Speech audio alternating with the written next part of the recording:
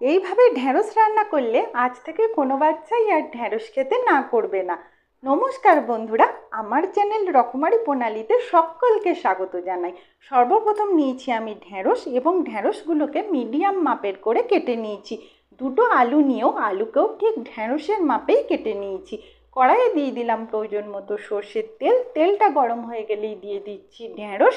তারপর ঢ্যাঁড়সগুলোকে ভালোভাবে ভেজে নিয়ে আমি কড়াই থেকে তুলে নিচ্ছি।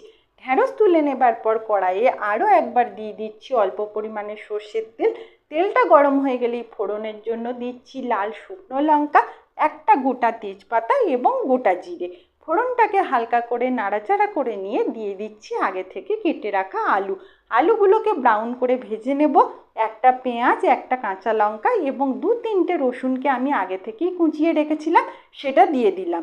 দিচ্ছি গ্রেট করে রাখা আদা, একটা কোঁচানো টমেটো, প্রয়োজন মতো হলুদ গুঁড়ো, প্রয়োজন মতো জিরে গুঁড়ো, ধনে গুঁড়ো, কাশ্মীরি লঙ্কার গুঁড়ো এবং প্রয়োজন মতো নুন।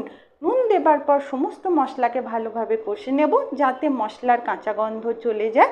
মশলার কাঁচা গন্ধ চলে গেলে দিয়ে দিচ্ছি আগে থেকে ভেজে রাখা ঢ্যাঁড়স।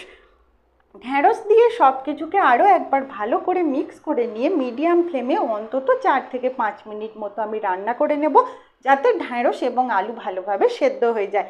ঢাকনা খুলে দেখি ঢ্যাঁড়স আর আলু ভালোভাবেই সেদ্ধ হয়ে গেছে। আমি এখানে একটা ফোঁটাও জল ব্যবহার করিনি। আর দিচ্ছি এখন আমার স্পেশাল টাচ, সেটা হলো আমচুর পাউডার। আমচুর পাউডার দিলে না ঢ্যাঁড়সের ওপর অপূর্ব সুন্দর একটা টেস্ট আসে। আর দিলাম আমার সিক্রেট মশলা, সেটা হলো মিট মশলা।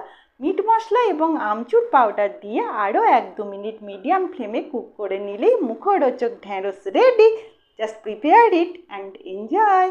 রেসিপি ভালো লাগলে একটা লাইক অতি অবশ্যই করবেন। আমার চ্যানেলে নতুন হয়ে থাকলে আমার চ্যানেল রকমারি প্রণালীকে সাবস্ক্রাইব করে নেবেন।